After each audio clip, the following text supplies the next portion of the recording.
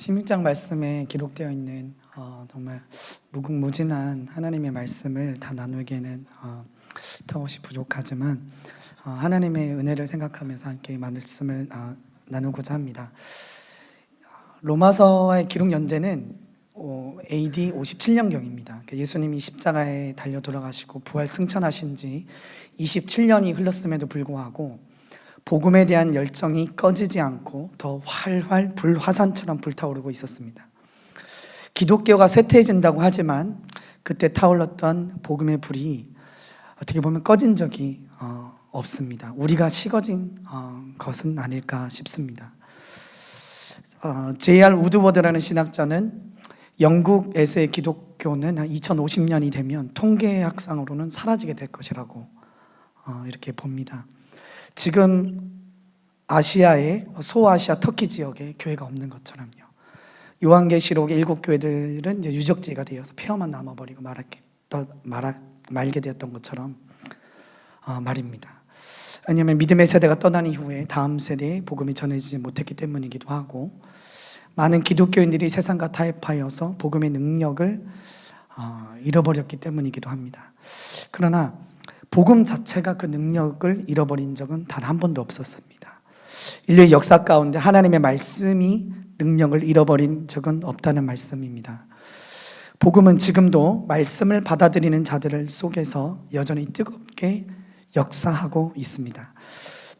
심지어 소아시아 터키 지역의 교회들이 폐허가 된 것도, 예루살렘 성전이 그 역사 가운데서 폐허가 된 것도, 영국에서 기독교가 통계학상으로 사라지게 될 것이라는 위기가 찾아오게 된 것도 오히려 주님의 말씀이 역사하고 있기 때문입니다. 요한계시록 2장 5절 말씀에 그러므로 어디서 떨어졌는지를 생각하고 회개하여 처음 행위를 가지라. 만일 그리하지 아니하고 회개하지 않으면 내가 내게 가서 내 촛대를 그 자리에서 옮기리라 라고 말씀하고 있는 것입니다. 이 말씀 또한 예수님의 말씀들이 이루어지고 있는 증거이기 때문에 그런 것이죠. 헐리우드 특수 촬영 감독인 스티븐 오라는 이 강사님이 저에게도 오셨었죠. 그때 제가 기억하는 것이 있습니다. 지금도 인도에서는 어마어마한 숫자의 순교자들이 나타나고 있고 부흥의 불길이 뜨겁게 타오르고 있다는 내용을 나눠주셨었습니다. 그렇습니다. 이 시대에도 부흥은 계속되고 있는 것입니다. 하나님의 말씀은 여전히 역사하고 계십니다. 아프리카는 지금도 뜨겁고요, 북한 지하교회는 지금도 뜨겁습니다. 중국의 지하교회 또한 마찬가지입니다. 이집트에서도 역시 부흥의 일이 일어나고 있습니다. 심지어는 중동 지역의 전쟁의 한복판 가운데서도 예수 그리스도의 말씀을 붙잡는 이들 속에서는 시퍼렇게 살아서 하나님의 말씀이 역동하고 있는 것입니다. 그러므로 우리는 부흥의 불길에 빨리 편승해서 하나님의 임재를 기다리며 뜨거운 마음으로 살아가야 될 줄로 믿습니다. 예배는 기회인 것입니다. 복음은 기회입니다. 그러면 믿는 사람들이 이 기회를 반드시 붙잡아야 합니다. 회개할 수 있는 기회를 놓쳐서는 안 되는 것입니다. 로마서 16장 25절에서 26절 말씀입니다. 함께 합독하기 원합니다. 함께 읽겠습니다. 시작. 나의 복음과 예수 그리스도를 전파함은 영세전부터 감춰졌다가 이제는 나타내신 바 되었으며. 아멘입니다. 그러니까 감춰졌던 것이 하나님의 복음이 드러났고 하나님의 예수 그리스도의 그 복음이 나타난 바 되었으니까 정말 구약시대 때 많은 사람들이 가지지 못했던 그 기회를 우린 얻은 것이 아니겠습니까? 이것이 얼마나 귀한 기회가 아닐 수 있겠습니까? 복음은 기회인 것입니다. 복음을 들을 수 있는 것이 기회고, 복음을 말할 수 있는 것이 기회이고, 복음을 행할 수 있는 것이 큰 기회입니다. 우리 인생은 어떻게 보면 주어진 시간만큼 생명을 유지할 수 있습니다. 그렇기에 인간이란 존재는 자신의 생명을 지불하지 않고서는 얻을 수 있는 것이 아무것도 없는 나약한 존재라는 것을 의미하기도 합니다.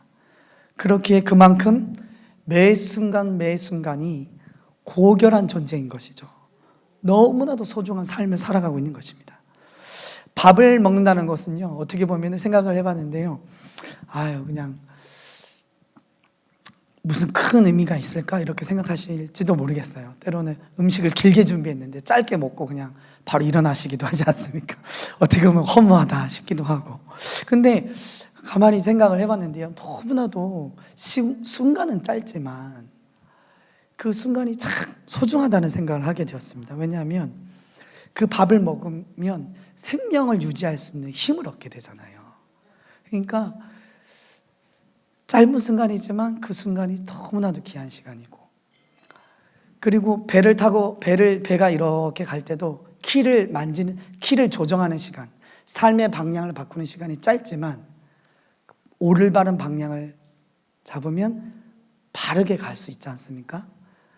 그것처럼 예배도 기도도 그다음에 작은 것 하나 음식을 먹는 것도 너무나도 소중하다라는 생각을 하게 됩니다. 그리고 우리가 시간을 드린다는 것은 하나님께 예배를 드리면서요, 저희가 시간을 드리지 않습니까? 근데 이것이 참 좀 귀하다는 생각을 하게 됩니다. 왜냐하면 생명과 같은 시간, 생명과 같은 무게의 시간이 아닐까요? 왜냐하면 우리는 주어진 시간만큼만 생명을 유지할 수 있으니까요. 그러니까 참 귀하다. 그래서 우리가 하나님께 우리의 시간을 드리고 우리가 시간을 들여서 노동한 대가의 물질을 하나님께 드린다는 것은 하나님께 너무나도 기뻐하심을 얻는 시간이기도 한 것입니다. 우리가 만약에 예배 드릴 때 우리 시간을 드리고 우리의 물질을 드리지 않습니까? 근데 예배 드릴 때 우리가 이렇게 생각한다면 어떻습니까? 우리의 생명을 드리는 것처럼 소중한 마음으로 소중한 시간으로 여기면서 주님을 찬양하고 주님을 예배하고 하나님께 나아가기 원한다고 간절히 하나님을 바라본다면 이것이 하나님께 얼마나 큰 기쁨이 될까, 그런 것을 생각하게 됩니다. 어떤 애들은 모든 것을 그냥 당연하게 여기며 살아갑니다. 예배드린 거 그냥 당연하지, 찬송할 수 있는 것도 당연하고 부모가 자녀들을 위해서 준비해 줄 수 있는 것도 당연히 여기고 자녀들이 부모에게 잘하는 것도 당연히 그래야지, 내가 눈을 뜰 수 있는 것도 당연한 거고, 저 사람은 원래 저렇게 섬겨야 되는 사람이야, 저 사람은 원래 저렇게 해야 돼, 그렇게 당연하게 여기고, 이 세상에 당연한 것이 어디에 있겠습니까? 우리는 하나님의 도움으로 살아가는 줄로 믿습니다. 그리고 누군가의 생명 같은 시간을 바쳐서 부어주셨던 헌신 때문에 우리가 이 자리에 서 있는 줄로 믿습니다. 하나님은 우리를 위해서 매일매일 일하고 계시고 하나님 우리를 돌보시는 분 줄로 믿습니다.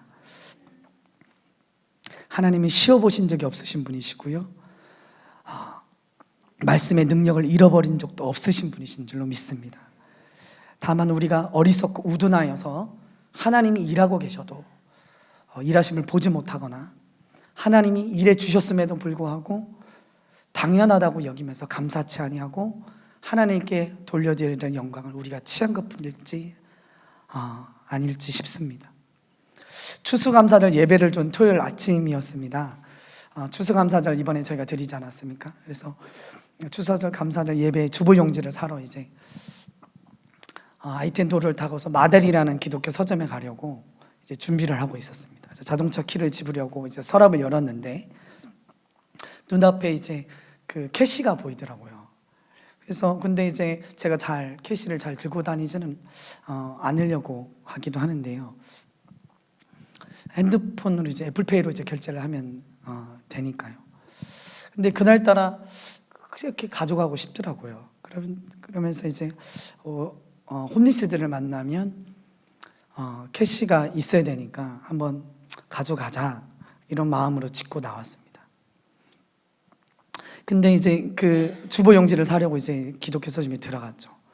제 생각에는 한 3묶음 정도면 사면 되겠지 생각을 하고 새 묶음을 딱 짚고 가려고 하다가 그래도 이 목사님한테, 이건희 목사님 한번 물어보자 싶어서 전화를 했습니다. 그래서 목사님 이렇게 요게 요만큼인데 어떻게 할까요? 물어봤더니 그냥 5묶음을 하자고 하시더라고요. 내년도 써야 될 수도 있으니까 같이 사자고 하셔서 샀습니다.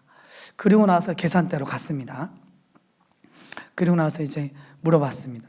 핸드폰으로 결제가 되나요? 그랬더니 안 된다는 거예요.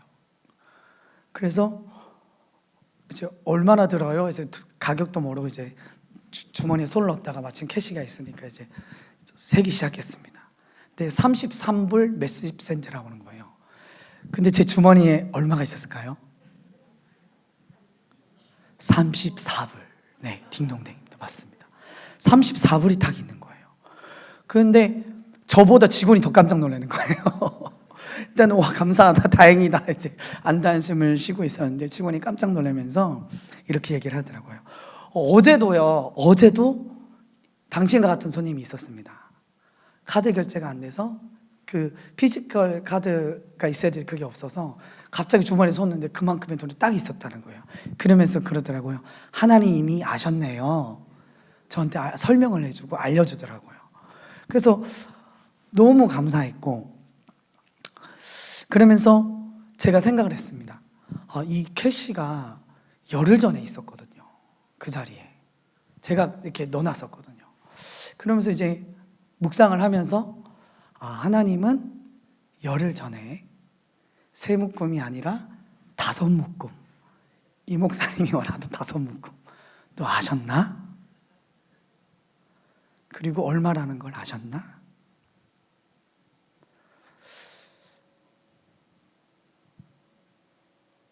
하나님이 왜 내게 이런 경험을 하게 하셨을까? 생각을 했습니다. 첫 번째로는 하나님께서 내가 너를 돕고 있다라는 메시지를 주시는 거 아닐까? 화이팅이라고 외치는 건 아니실까? 저 혼자 해석이죠. 근데 너무 감사했어요. 그리고 나는 매일 일하고 있다. 우연 속에서 당연하다고라는 생각 속에서 그렇게 저희는 살아갈 때가 많지 않습니까? 근데 사실은 하나님은 저희를 매일 돕고 계신 것 같아요. 우연 속에서, 우연인 듯 우연 아닌 듯 여러 가지 일들 속에서 하나님은 매일 우리를 위해서 일하고 계신데 그냥 그것이 당연한 걸로 여기면서 감사치 아니하고 살아가고 있는 것은 아닐까라는 생각을 하게 됩니다. 매일 감사하면서, 그리고 기회를 잡으면서, 그것도 어떻게 보면 하나님께 감사할 수 있는 기회이지 않습니까? 하나님 감사할 수 있는 기회, 감사합니다. 섬길 수 있는 기회, 복음으로 살아갈 수 있는 기회. 오늘 하나님께서 복음을 우리에게 허락하시 주신 기회를 잘 잡고 복음을 붙잡아야 될 줄로 믿습니다. 어떤 사람은요, 기회가 있을 때요, 하나님의 사명을 피하기 위해서 땅끝까지 도망하는 사람이 있고요. 어떤 사람은 하나님의 사명을 마치고 싶어서 땅끝까지 가고 싶어하는 사람이 있습니다. 오늘 사도 바울은 아마 땅끝까지 주의 사명을 마치고 싶어서, 순종하고 싶어서 땅끝까지 가고 싶어 했던 사람인 것 같아요. 로마서 15장 28절 말씀에 보게 되면, 그 파워포인트에 있는데 같이 함께 읽어보기 원합니다. 같이 읽겠습니다. 그러므로 15장 28절인데요. 네, 읽겠습니다. 내가 일을 마치고 증한 후에 내게 들렀다가 서바나로 가리라. 이 지금 저희가 16장 읽었지 않았습니까? 근데 15장에다가 로마 교인들한테 이렇게 적었어요. 나는 로마 교회에 여러분이 있는 곳에 갈 겁니다. 그런데 그 이후에 저는 서바나로 갈 겁니다. 서바나가 어디냐면요, 스페인입니다. 그 당시에는 이 스페인을 땅끝이라 생각을 했거든요. 그러니까 사도 바울은 땅끝에 가서 예수님의 그 지상 명령 있지 않습니까? 복음을 전해야 되겠다. 나는 땅 끝까지 가서 나는 주의 복음을 전해야 되겠다, 이렇게 생각을 했던 겁니다. 근데 요나는요, 땅 끝까지 도망가리라. 나는 땅 끝까지 도망가리라. 주님이 시키는 일 하기 싫어서 나는 땅 끝까지 도망가리라. 요나서 1장 3절이거든요. 자, 한번 읽겠습니다. 시작. 그러나 요나가 여호와의 얼굴을 피하려고 일어나 다시스로 도망하려 하여. 다시스가 어디에? 거기도 스페인이거든요. 거기가 그 당시에 생각할, 거기가 땅 끝이에요. 나는 땅 끝까지 도망가리라. 도망가리라. 네, 사도 바울은 나는 순종하기 위해서 땅 끝까지 가리라, 이렇게 얘기합니다. 그러나 이제 사도 바울이 가고 싶어 했던 곳, 하나님이 머물게 하고 싶었던 것은 좀 달랐어요. 사도 바울은 땅 끝까지 가고 싶었지만, 서바나라고 하고 싶었지만, 하나님은 로마에 머물기를 원했습니다. 이 사도 바울이요. 그러면서 로마에서 순교하기를 원하셨어요. 하필이면 왜 로마에서 순교하기를 원하셨을까요? 로마는 교통이 가장 발달된 도시 아닙니까? 하나님의 뜻이 있으셨던 거죠.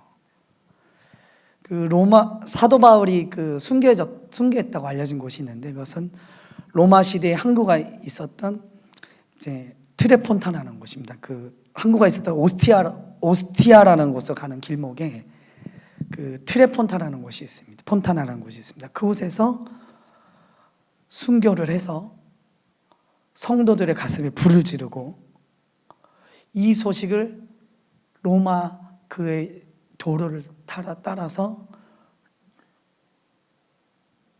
전 세계에 있는 교회로, 성도들의 가슴으로 이 소식을 들려지게 해서 예수님을 바라보게 하시려고, 이것이 하나님의 계획인 줄로 믿습니다. 예수님의 계획, 하나님의 계획,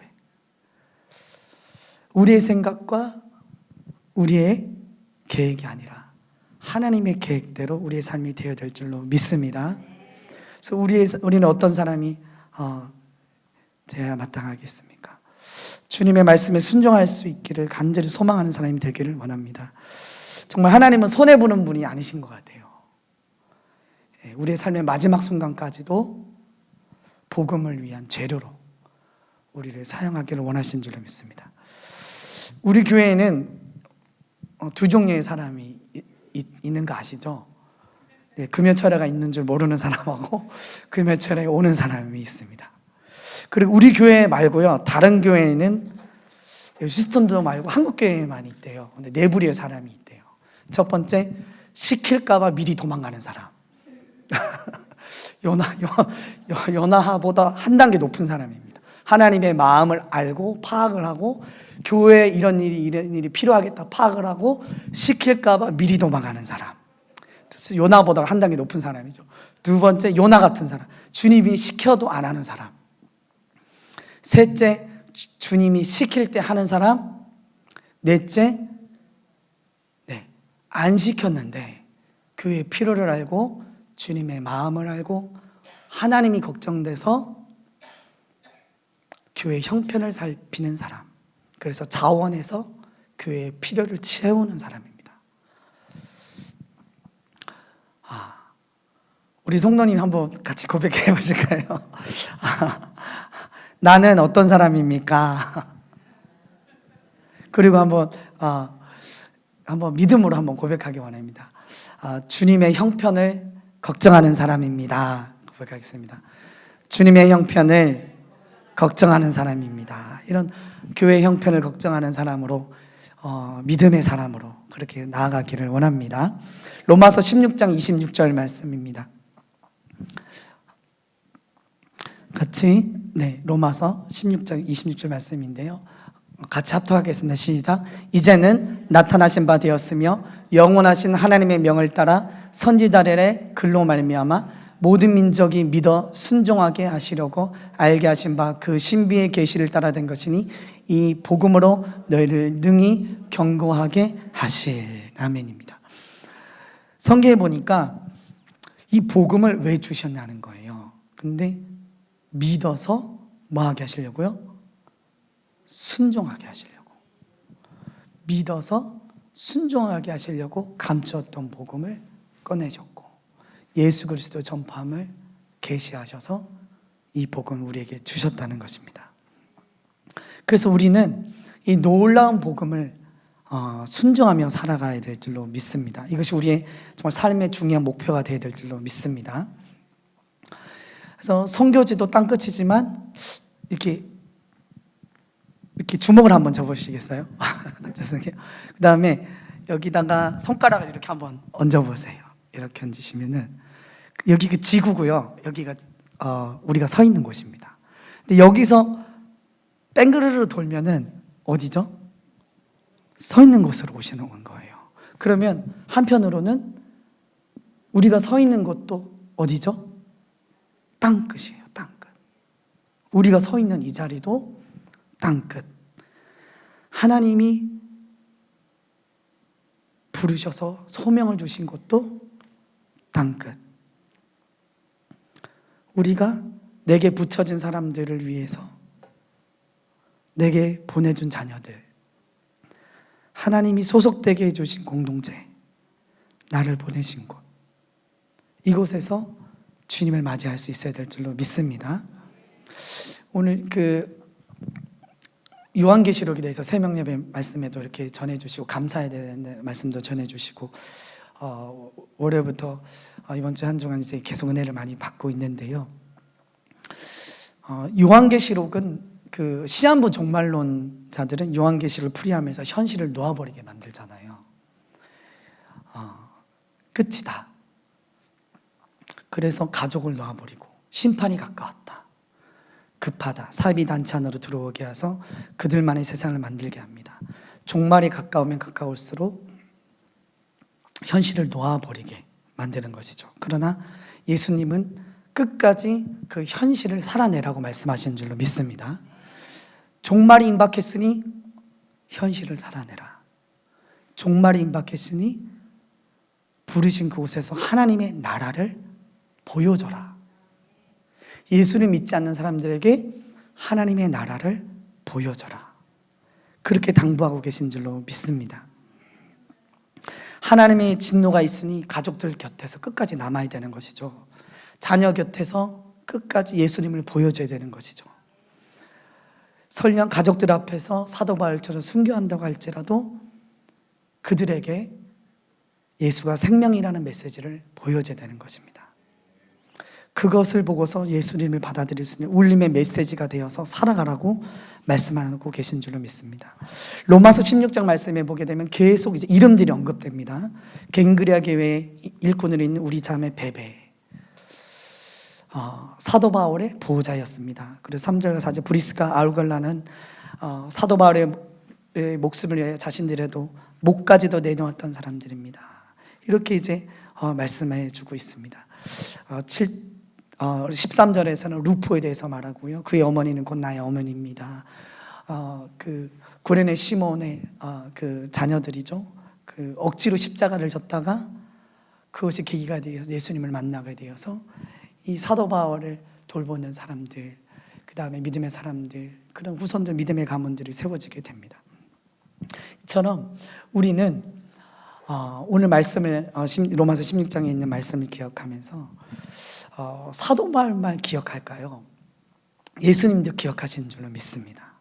하나님 나라에 갈 때 우리 성도님들 교회에서 섬겼던 모든 삶의 그런 모습들, 삶의 모든 헌신들을 기억하셔서 정말 하나님께서 기뻐 받아 주실 줄로 믿습니다.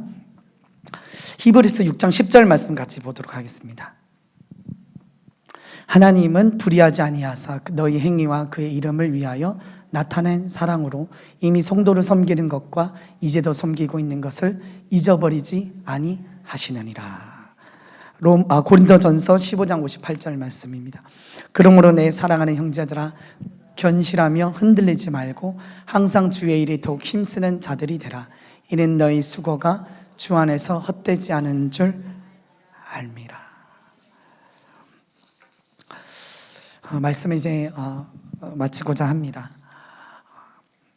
로마서 16장에 있는 말씀처럼 하나님의 복음을 위해서 전진하여 나가고 내가 내가 아니라 하나님께서 보내신 곳에서 정말 믿음으로 승리하고 하나님의 은혜 가운데 그렇게 섬겨지는 그 자리에서 자원하에서 섬길 수 있는 저희들 되기 원합니다. 이제 연말입니다. 이제 내년에 이제 일꾼들로 세워져야 되고, 그다음에 세워질 분들도 많이 계시고, 여러 가지 일들이 있습니다. 내가 할 수 있는 일이 무엇인지 한번 주님 안에서 이렇게 진솔하게 정말 고백하고 기도하면서 교회가 세워지고, 그리고 믿음의 일꾼들이 세워질 수 있도록 많은 기도를 부탁드립니다.